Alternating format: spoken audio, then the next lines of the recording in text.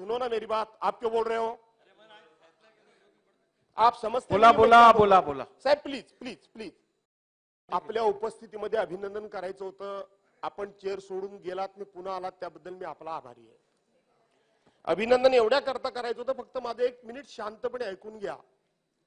मी मागच्या अधिवेशन मध्ये थोडस आपल्यावर नाराजी व्यक्त करत असताना मी असं म्हणालो होतो की आपण माझी एकही लक्षवेधी लावलीत नाही.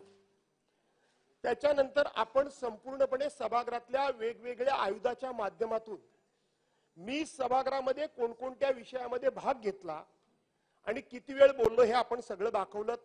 त्यावेळेला सभागृहामध्ये मी नव्हतो. नंतर आपलं सगळं भाष्य मी माझ्याकडे घेऊन ठेवलंय.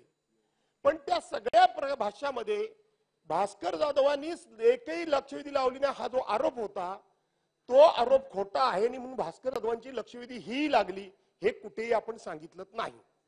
मला सभागृहामध्ये बोलायला दिलं हे खरं आहे. आज मी आपलं अभिनंदन एवढ्या करता करतो अध्यक्ष महोदय की याही अधिवेशन मध्ये पहिल्या दिवशी 7 तारखेला माझी लक्षवेधी लागली होती. ती लक्षवेधी काही कारणास्तव पुढे गेली अध्यक्ष महोदय. सर्वसाधारणपणे या सभागृहाचा नियम असा आहे की एकदा लक्षवेधी पुढे गेल्यानंतर ती पुढच्या कुठल्या तरी पहिल्या दुसऱ्या तिसऱ्या दिवशी लागते.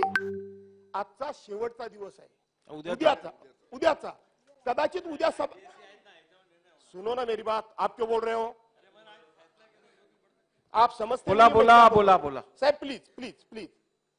उद्या कदाचित सभागृहामध्ये मी नसेन कारण मला जावं लागेल. आज सुद्धा 22 लक्षवेधी ह्या रेग्युलर सिटिंग मध्ये आहेत, 10 लक्षवेधी या स्पेशल सिटिंग मध्ये आहेत. अध्यक्ष महोदय, याही वेळेला पुढे गेलेली ढकललेली लक्षवेधी सुद्धा माझी लागली नाही अध्यक्ष महोदय. आणि म्हणून हे सातत्यानं माझ्या बाबतीत घडतंय. अभिनंदन हा शब्द सोडून देतो मी, अभिनंदन सोडून देतो, कारण शेवटी चेअरवर पर्सन कोण आहे हे महत्वाचं नाही, तर त्या चेअरचं महत्व राखलं पाहिजे. आणि म्हणून अभिनंदन नाही, पण ही बाब पुन्हा मी आपल्याकडे लक्षात आणून देतो, अधोरेखित करतो की सातत्यानं माझा हक्क डावलला जातोय. लक्षवेधीचं डेफिनेशन फार निराळं आहे.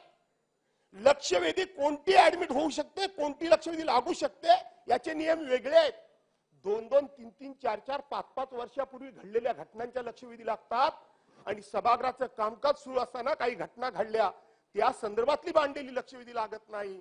भविष्यामध्ये आपण अशा पद्धतीचा माझ्यावर अन्याय करताय, याचा अर्थ माझ्या मतदारसंघातल्या जनतेवर आपण अन्याय करताय. तो आपल्याकडून होऊ नये हे आपल्या लक्षात आणून द्यावं म्हणून मी आपल्याला विनंती केली की आपल्या उपस्थितीमध्ये मला अभिनंदन आपलं करायचं होतं. मी अभिनंदन करून या चेअरचा मी आपला अवमान करू इच्छित नाही, पण आपण याची नोंद घ्यावी. कारण शेवटी माझ्याही आपल्याला तीळ पडतो की माझ्यासारख्या सिनियर माणसाला अशा पद्धतीने वागणूक दिली जाते, हे होऊ नये एवढीच माझी विनंती आहे. सन्मान्य सदस्य भास्कर जाधव साहेबांनी जो मुद्दा उपस्थित केला की त्यांची लक्षवेधी पुढे ढकलण्यात आली, ती पुढे ढकलण्याचं कारण काय होतं या संदर्भातली मी चौकशी करीन. आपल्याकडे ज्या वेळेला सदस्य उपस्थित नसतात त्यावेळेला एकतर ती लक्षवेधी आपण लॅप्स करतो, ऐका, एकतर आपण लॅप्स करतो किंवा सदस्यांनी विनंती केली असेल तर ती पुढे ढकलतो. तर आपल्या केसमध्ये नेमकं का ती पुढे ढकलली गेली होती? मंत्र्यांकडनं उत्तर आलं नव्हतं, मंत्री उपस्थित नव्हते किंवा सदस्य उपस्थित नव्हते, ह्याची आम्ही संपूर्ण तपास करू.